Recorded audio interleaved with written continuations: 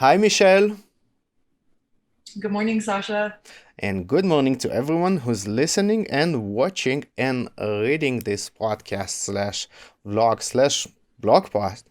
Um, so, this podcast is about giving therapists and coaches some good tips and advice on how to grow your business.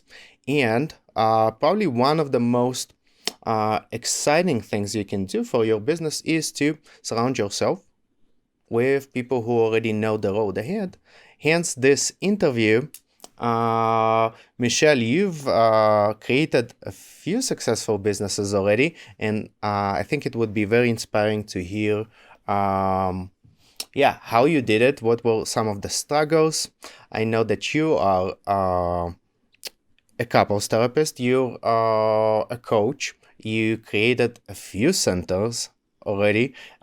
So take it away, tell us a little bit more about who you are, what you do, and who you help. So as you said, I'm a coach and a therapist. I'm also proudly adding entrepreneur and online educator to my titles and really owning those aspects of myself and my businesses. Um, so on the therapy side, I specialize in sex therapy and couples therapy. Um, I think this is maybe the business that we'll kind of primarily talk about at first, because I know a lot of your participants in the program are therapists. Um, I also, in addition to my own private therapy practice, I co-own, co-direct a therapy and coaching center called the Love, Sex, and Gender Center with my business partner, Lindsay Lyons. And we offer sex therapy and sex coaching and relationship coaching, and as well as offering online education around relationships and sex. Our newest offering will be in July. So there's private practice, there's the Love, Sex, and Gender Center, and I'm also excited to embody more of the coaching and coaching side. I also coach and have an online education program to help um, entrepreneurs become more productive and live more work-life balance, and just live more fulfilling lives by educating themselves and practicing the power of flow and flow states. So I might kind of end up telling you a little bit more about that, as it actually relates to my journey and kind of weaves through all aspects of my businesses, and the entrepreneur side of myself.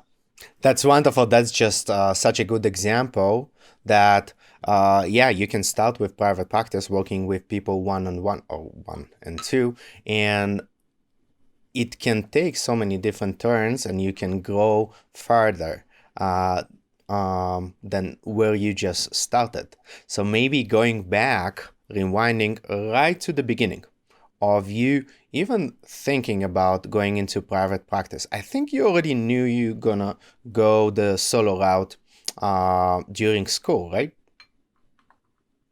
Yeah, during school and actually even before school. Okay. And before I forget, something that comes to mind even as we're talking about it, um, I remember during school at my internship, um, asking, what one of the pieces of advice that I would get from my mentors. One of the questions that comes up for kind of new therapists is, what should my business be named? Should it be a name of like some kind of center I can grow in? Should it just be a name? Should it be, what should it be?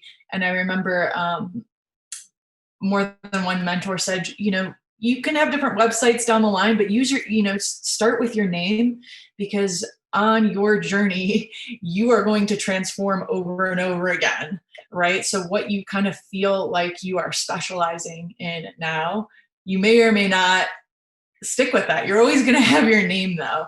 And they were absolutely true. That was absolutely true, because while I still am passionate about sex and sex therapy,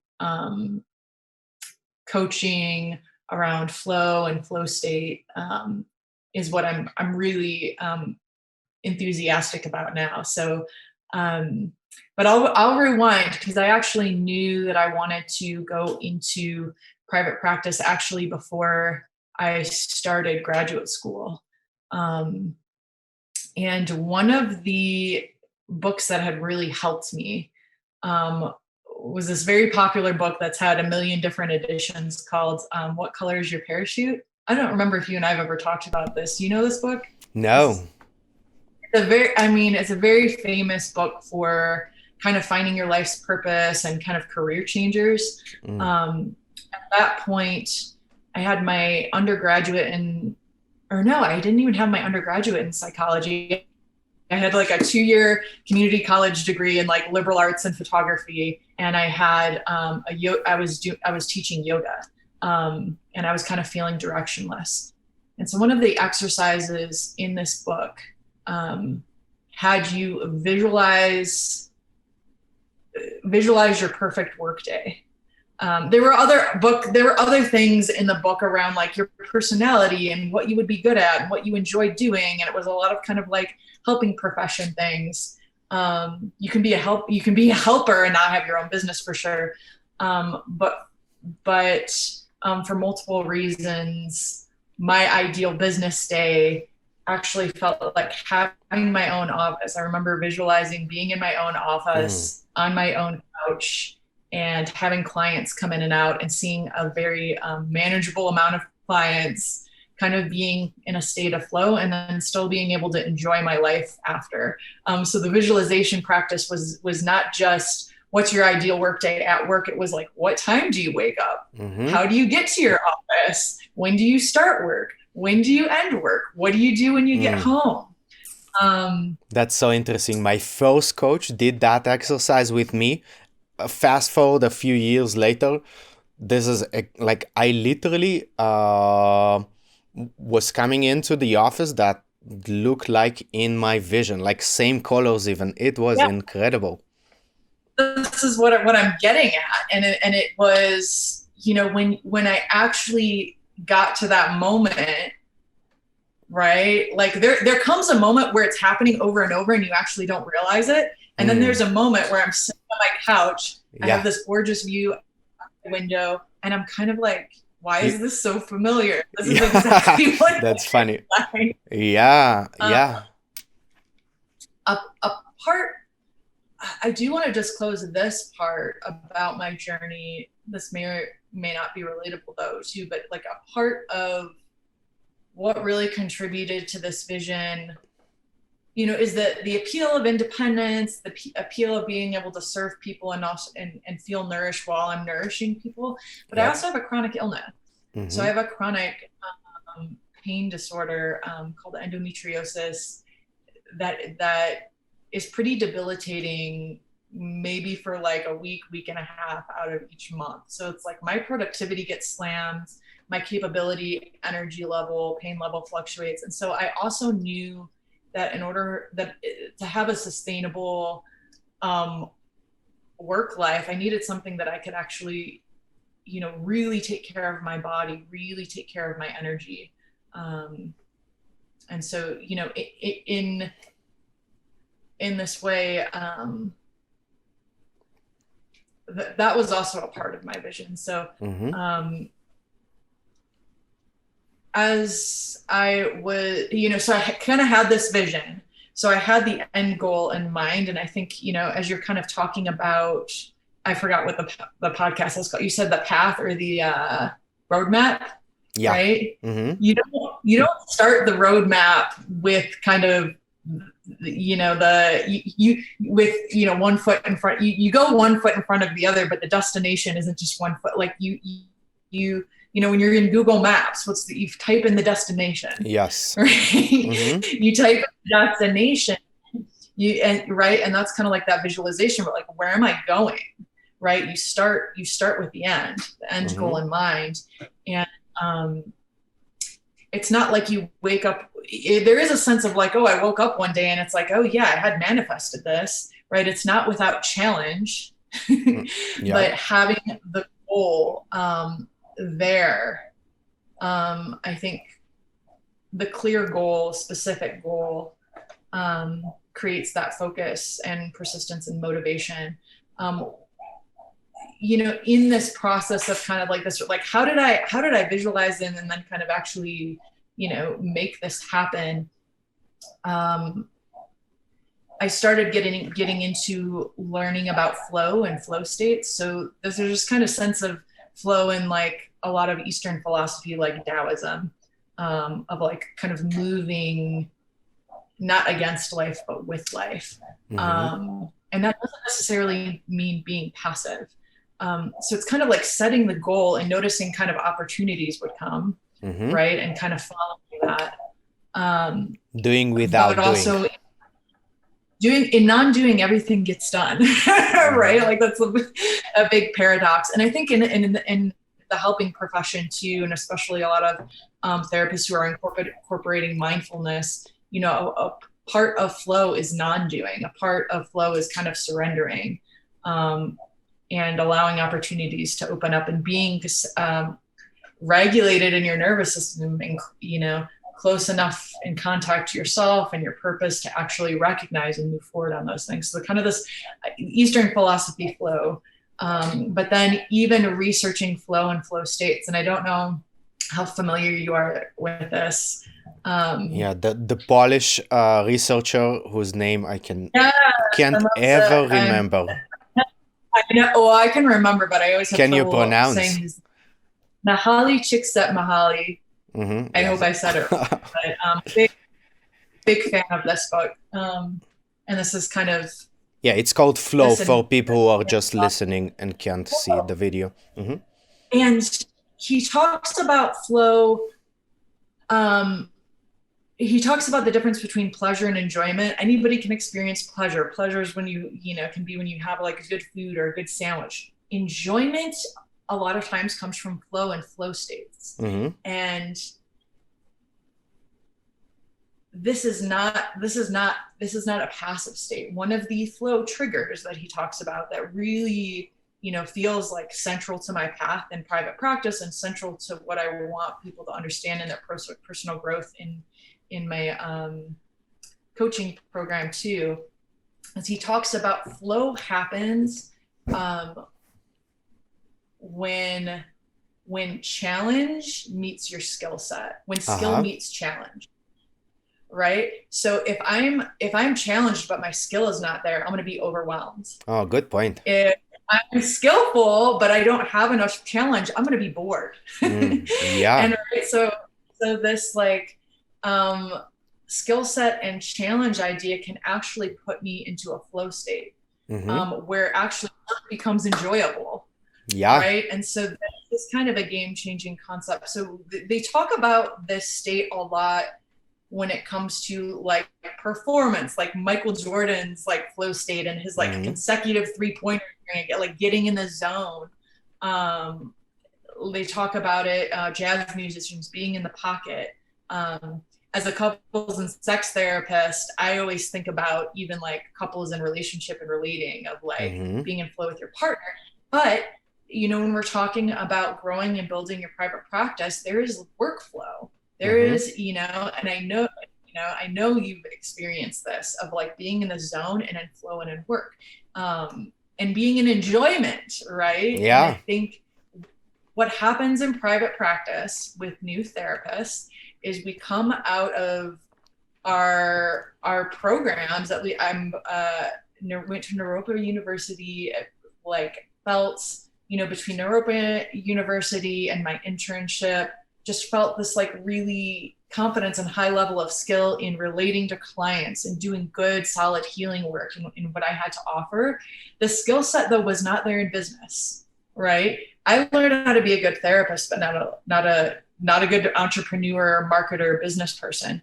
And so I feel like what happens is right, like we don't have the skill set and we have all this challenge Yes. Mm-hmm. stacked against us. And so we are not like, I've noticed, right, like while I had that fantasy and that goal and the destination, this journey was not without challenge, and a lot of times I felt overwhelmed, like the my skill level and the challenge ahead were too overwhelming. Yes.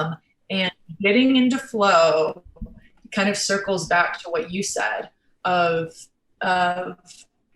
getting support to actually raise my skill level to meet the challenge. And support, a lot of times it looks like learning from other people who have already, traveled that path, who have traveled the road. It looks like building your skill set through, seeking books and new information. You're building your skill set just through your experience, but it's kind of this going from overwhelm because you don't have that skill yet to starting to the skill and the challenge start to become more and more aligned, and you start to become in flow. And I cannot believe I'm saying this, but this is why I like kind of adding entrepreneur to my title. Like I never thought I would say I would enjoy business because initially I didn't have the skills. It felt over my head. And I think because of that, also I had like judgments around it that I also like, I don't want to be like a skeezy salesperson. I don't want to learn this like manipulative marketing. And this journey has totally kind of reframed what all these things mean. Yeah. So how did you personally deal with, at the beginning, right? At least the first 6 months, I would say, the amount of marketing and honestly sales and operations and all of those business structures that need to be built are even measured in time are much more than the actual clinical work, right? You're starting a business without having the business skills, but to succeed, you actually need to do more business quote unquote stuff than the actual clinical work that you've been trained in. How did you succeed in growing your business if that's such a big missing point? Yeah, I mean, and again, it comes to that initial, I had the goal. Yep. This is kind of also like a flow concept too, of like coming into flow state, there's a clear goal. Yeah, of course, you know Right. where So you're heading. yeah, know what you're heading. But again, at the beginning point, there's my skill set didn't meet my challenge level. And on top of that, I was working with like the chronic illness and the energy fluctuations. Yeah. So it's not necessary. You're investing in learning, right? Like there was a point where there were certain things I was trying to do myself. Things like the bookkeeping aspect. Yeah. There's certain things that I could do myself. I'm very artistic. I'm very design oriented. So designing my own website and branding.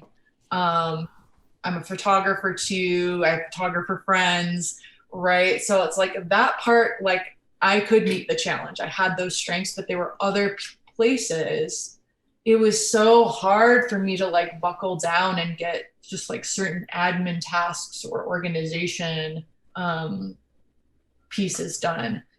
So I needed the support. So, there was the trying to do it by myself. I sought out a coach and a coaching program that was really helpful. It's a big personal growth journey, starting your own business. You're learning all these skill sets, but you're also, you're really getting in touch with your deeper purpose and what you're offering to the world. And that's so vulnerable to like, there's an identity question of, does what I offer like have real value to people? So kind of having a coach to both hold me accountable for moving forward on my goal, show up whether I want to or not, and we're going to keep moving forward. The accountability was big. The support and helping to regulate my nervous system kind of step by step, the learning the skills, and then the kind of working through. I just think that there's also a lot of emotional blocks that come up around worth and value and like, who am I? Like, what, even when you're like, okay, it's like, find your ideal client. Well, who is my ideal client? Like, where's that alignment with what I have to offer and what I enjoy offering? Yeah. So I it's think a real self-discovery process. I'm sorry, what? It's a real self-discovery process. Yeah. So the coaching program was one piece. It was just getting as much support as I could. There was also another big, huge advice that I would get from one therapist in private practice would be take as many people out for coffee as you can, Exactly. right? That are in private practice. Just pick their brains, get a mentor. And so sometimes you're hiring a coach, but sometimes it's, I also had multiple mentors that I wasn't paying them. They just kind of took me under their wing. And one of my mentors in the beginning, wanted to help me. So would refer clients to me and let me use her office part-time and just kind of nurtured me. And you better believe that whenever, this is why I get excited of like, hell yeah, I will do your podcast. And anytime someone asks me for coffee, I'm like, yes, like it's like this pay it forward mentality.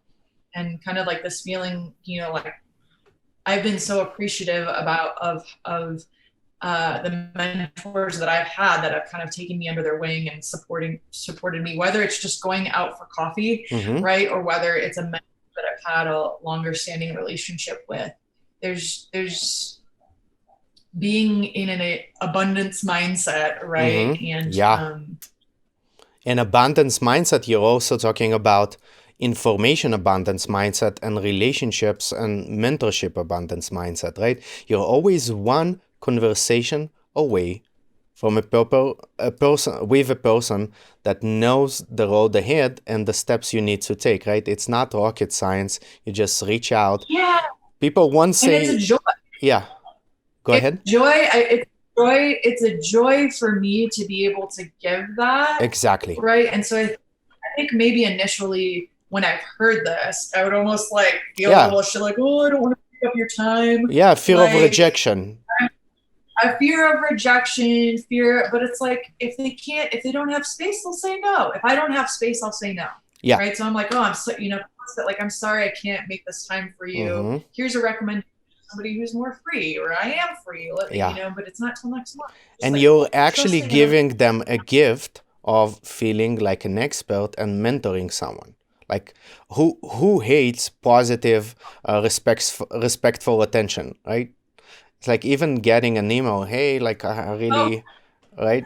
Yeah, totally. That somebody's like, that feeling there. Yeah, won't lie. There's a little ego boost. Yeah.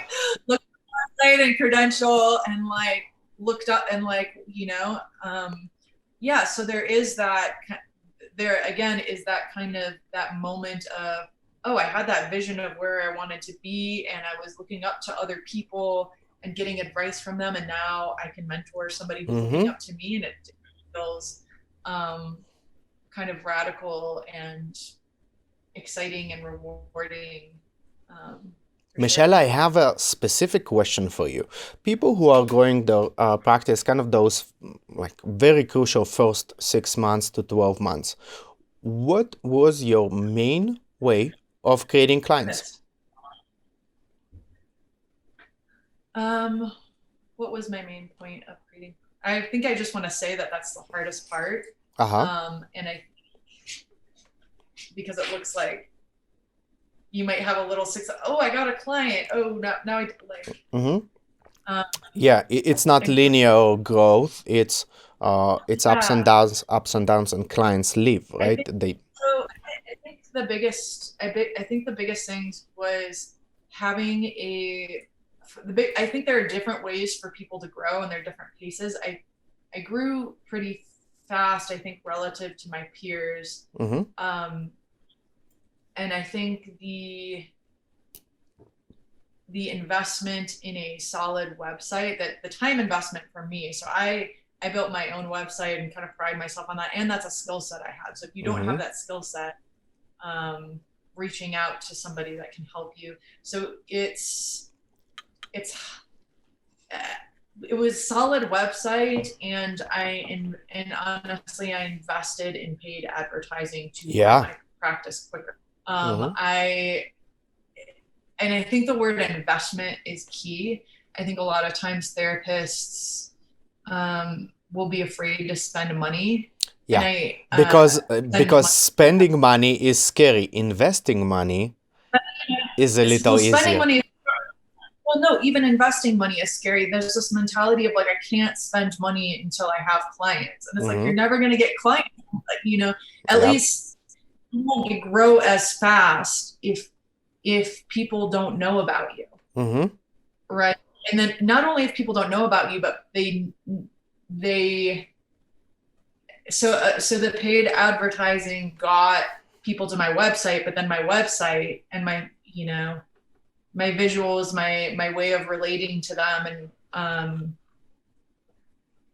it got me the call, right? And then the phone call got me the client, and then my solid work continued the client, and then spread the word of mouth. So the word of mouth, I do get a lot of referrals now from previous clients, from other colleagues, but the word of mouth kind of takes time to build.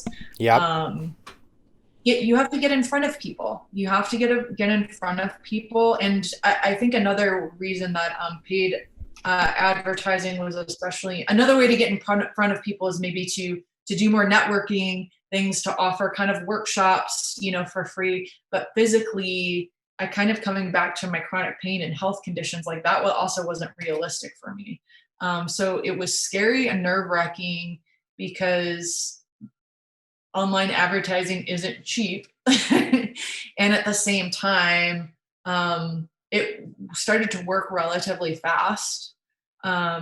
So that I could kind of see like, oh, I'm just going to do it for a couple months and see how it goes. But then it starts to pay for itself quickly. So, I mean, that's just, and I also I'm trying to be better about social media. You're so good at this. When I'm like, I see you posting all the time, and I just like, yeah, we'll see if I get better at it down the line. But Yeah, it's my robot posts for me. yeah, you've learned, you've automated your automated robot posts. Yeah, yeah. Yeah, down Well, the it line, takes time to prepare them in advance, though. But yeah, I feel you. It's really about finding your ways to market and outsourcing when needed. You found a great company to do the Google ads for you, but you used right. your skills and talents to build and write your copy. Your copy on your website is incredible, right? It's not just about a nicely designed website. It's can you have a conversation with your potential client without you being there? That kind of pushes Yeah, them towards reaching out. yeah. And your copy isn't about, and I think another thing to learn about is that your copy isn't about you, it's about them. So there's just kind of like Yes. nerve-wracking process of like, I have to talk about myself. Yeah. No And it's one like, wants to read the resume. Mm-mm. actually, no, you don't. Like, it still takes work and self-reflection, and that in non-doing everything gets done, that kind of slowing down, meditating, like visualization, like when I'm in the office, who am I working with? But then like, why are they in pain? Mm. Right? Like, why are they in pain, and how can I serve them? Yeah. How can I relate to them? How can I serve them? That you're kind of getting across. And Mm-hmm. so, yeah, having that, right? It's, there's a process. There's getting in front of people, and then there's connecting with them, Mm-hmm. and your each point of interaction, like your website, like your branding and your website, even before you get on the call with them, you're already showing them what kind of therapist you are or coach you are. Exactly right. That's how Like they empathetic, have their right? first conversation. Like even the things that aren't text, right? So I'm a very visual person, so it drives me crazy when people have ugly websites. But even if it's like you go to your, it's like being in somebody's office for the first time. Like, does it feel like, how do you want them to feel? Does it feel welcoming? Does it feel soothing? Mm-hmm. Or do you get on the website and it's like, ooh, it's cluttered? There are websites that I'll look at and like feel stressed looking Yeah. at. And so there's the text and what you're saying. There's also the visuals and the branding pieces. And the word branding, right? Like, it's such a markety term. But it's like you want to show your clients that you're nurturing them Mm-hmm. from start to finish. So even like if I look at somebody like a helper, if I'm like looking up a website, like just you're nurturing them kind of from start to finish. Yeah. I love that. And you're doing that based on your vision. I love what you said about kind of figuring out where you want to go and then reverse engineering that. This is exactly what we're doing in the six-figure practice program. Like literally, the first model, we do a lot of exercise to make sure that you end up with the private practice that you actually want to have, right? Be careful for what you wish for, because Oh, if you yeah. work for it, it will come true, right? Yeah. So many colleagues too, I know when they're coming up, when you ask the question, who's your ideal client, they'll start to say, well, in my internship, I saw a lot of people that this. Well, I tend to be working with, no, that's not the question. Oh, good The point. question is who you're working with now. The Mm-hmm. question is like, what's your ideal? The question is what, and again, kind of coming back to the flow and the flow state thing. Mm-hmm. Again, your skill level meeting the challenge. Like, Mm-hmm. you don't want to be working with clients that are over your head. You don't want to be working with clients that are making you bored. You want to be in that zone of enjoyment where it's a kind of, for me, it kind of feels like we're both growing in therapy, Yeah. right? Like I feel that sense of, another quality of flow state is this sense of you kind of like lose time. Mm-hmm. So like even in this conversation right now, I feel so juiced up talking about all this stuff. I'm Yeah, like, it's exciting. I have no idea where we are in time. Mm-hmm. But also that's like when I'm in a good session with somebody, or it started to become when I'm in a workflow in my business and I'm brainstorming ideas, I'm creating course content, I'm connecting with other people about, like, I've started to be in a flow state of enjoyment in all these different areas. Yeah, I love that. Michelle, can you say, well, let's fast forward a little bit. Let's say 2 years, 3 years into your... Yeah, sure, go ahead. Yeah. That I think that I would just say, like, starting out, I did paid advertising. I needed to take my paid advertising down because I couldn't keep up. Okay, that's yeah.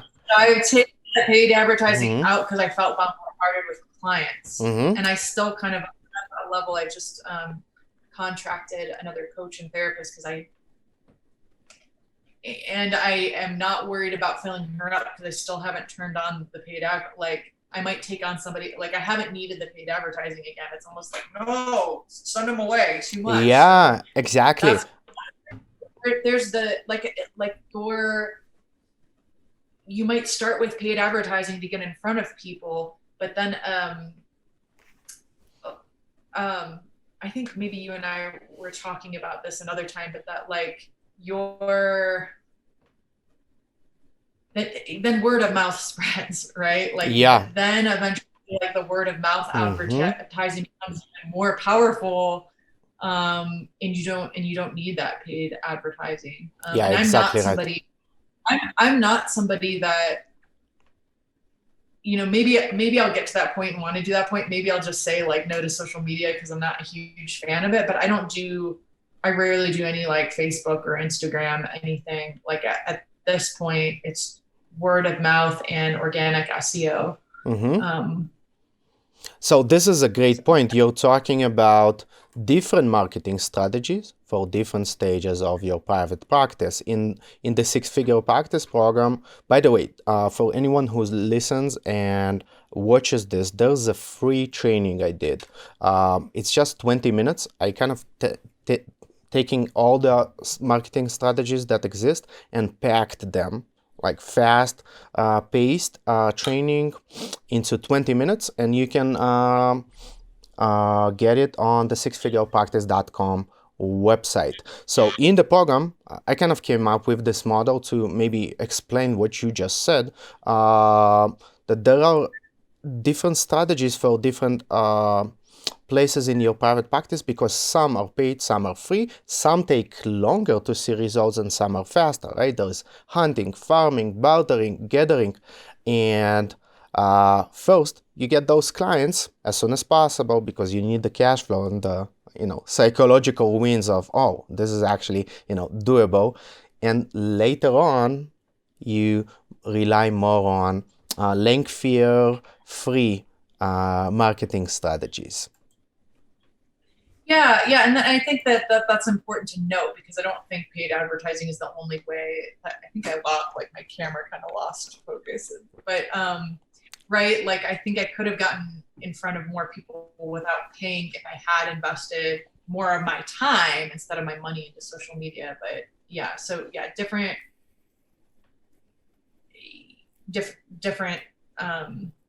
things for different people, and I think, but investing. Mm-hmm.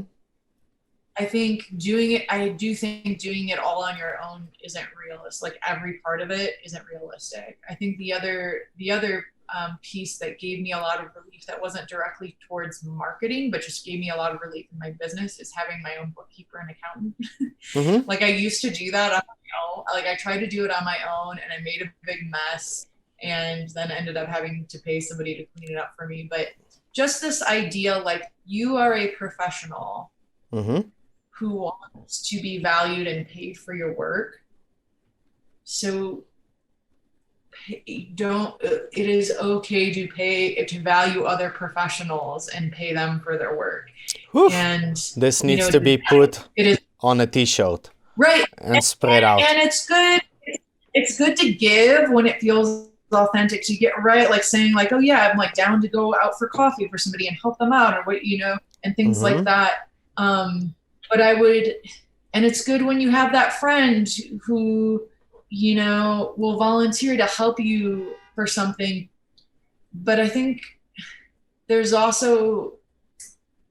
I think that you can kind of get into a mode of, like, trying to be stingy and trying to squeeze favors out of people. And I don't like that mentality. Again, it's like the same kind of mentality. Like, you want to do sliding scale. You want to do favors, but you don't want to be squeezed. You also want to get paid for your work by people who are willing to invest in you. Yeah. So kind of, again, that mentality of finding the sweet spot of giving and receiving. But I think I just want to encourage paying. You said this the other day, Sasha, letting people shine where you don't want to shine. Mm-hmm. Yeah.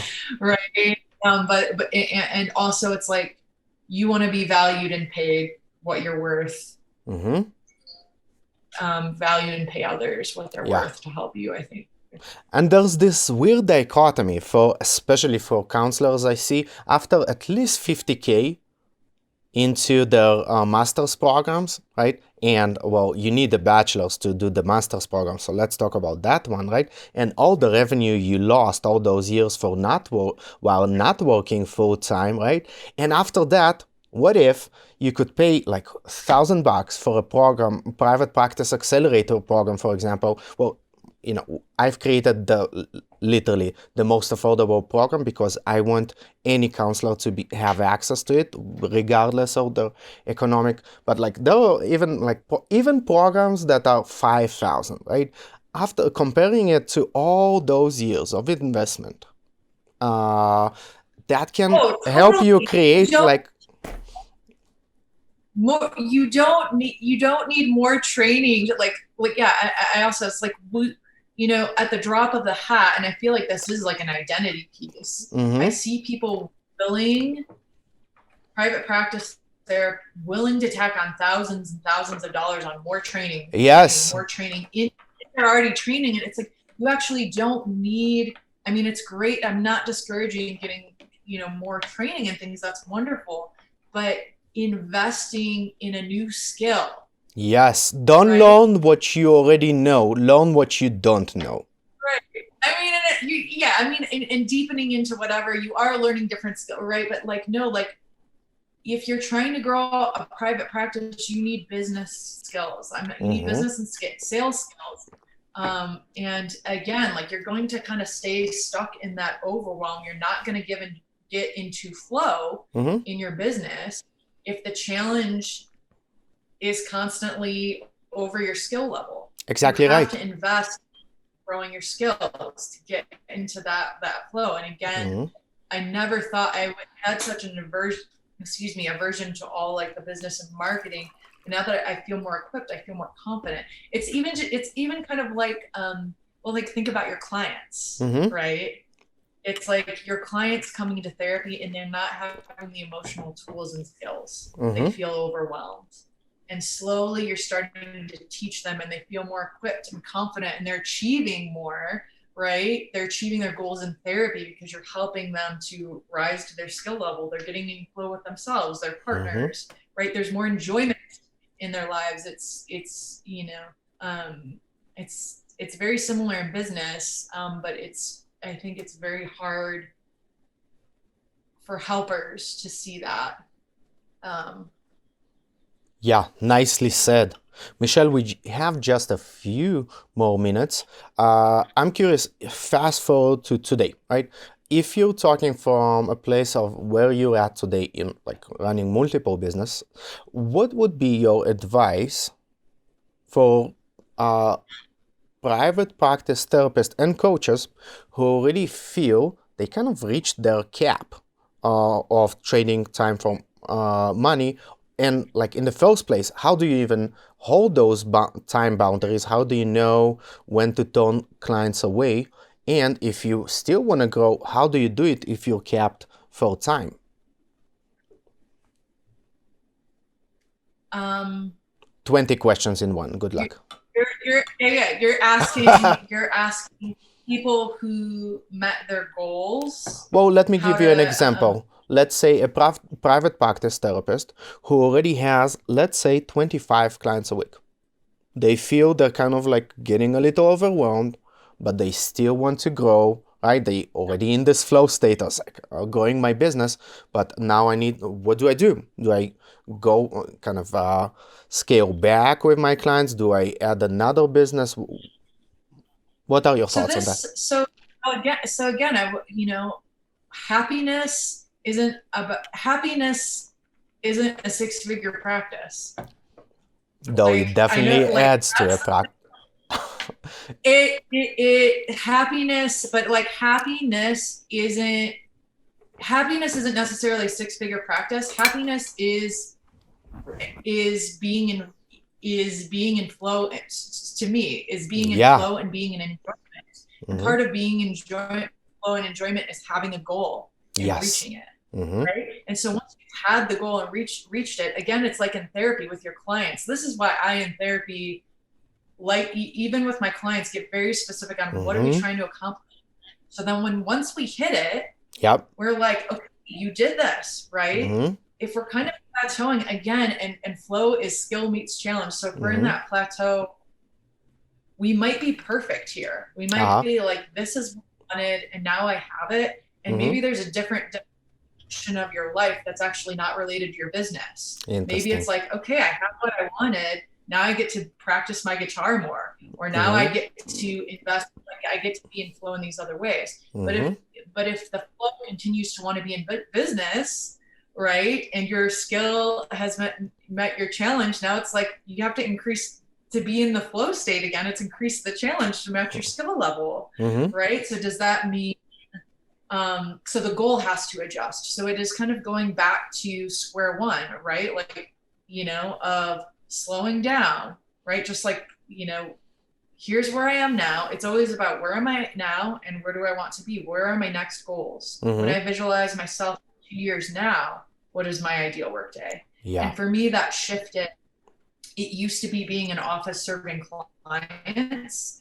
Now mine is more my more ideal workday is like seeing a few clients, but then educating people on a larger scale through Mm-hmm. your life and coaching program, Mm-hmm. and having more space, having more space to work on artistic pursuits. Mm-hmm. Yeah, my music, um, family, having more time with family and travel. Mm-hmm. So again, a lot of it comes, comes back to that visualization, right? The new goal, right? The new goal is more challenging, but what do I need on a skill level to rise up to the challenge, and then kind of just step by step move forward on it. And so hopefully, so the online education is relatively new. So maybe you'll do another interview with me in 2 years, because I'm kind of starting this process over in this Yeah. new business, and I can tell you about the successful business in this realm. Yeah. So kind of whether it's somebody else, it comes back to that visualization and goal. And Mm-hmm. I think the thing is that this is why the ideal workday practice from ideal workday start to finish is so powerful, because again, you might not want to grow. You don't need to keep, the more money isn't going to necessarily make you happy. It's what's kind of going to put you in flow. So if you feel like, yeah, I got what I wanted and actually stresses me out to grow more, I don't want to grow, like, don't. I bet you $1 million there's another area of your life that you want to invest time into. So Mm-hmm. don't feel like you have to keep growing unless it feels exciting and satisfying to you. Yeah. But again, it's your ideal vision of what do you want your life to look like. I love it. And then the reverse engineer. Yeah. Michelle, this You has can, been so so I don't know, wait. You can, so gotta shamelessly plug. So yes, that was my question. How people uh, find you? How do they find about your services? How do they find about your program? And if they want to connect, how do they do it? So I have 2 online education programs. So, I'm so excited about flow and flow states and helping people weave it into their work, their Mm-hmm. work-life balance, their relationship. So your life and flow course starts July 5th. You can get onto my website, kmichellejohnson.com, and you see it's the letter K. It's my initial K, Michelle, Johnson.com. And the other course is also listed on my site, the erotic fulfillment course that I'm doing with Lindsay Lyons and the Love, Sex, and Gender Center, to help couples invite more play and deeper bonding into the bedroom. So that's how you find me. And yeah, it's been such a pleasure talking with you, Sasha. And I hope the takeaway just can be around limitations, because I definitely didn't think, especially with chronic illness and chronic pain issues, that I could Mm-hmm. achieve what I've achieved and I could keep growing. Yeah. But it really is that clear vision, persistence, and investing in your skills and the support you need to grow and be in flow, I think, are the biggest takeaways. You can do it. You can do it. Yeah. Yeah. For If I sure. did it, then you can do it. So Mm-hmm. Thank you so much, I hope Michelle. that So inspiring. yeah,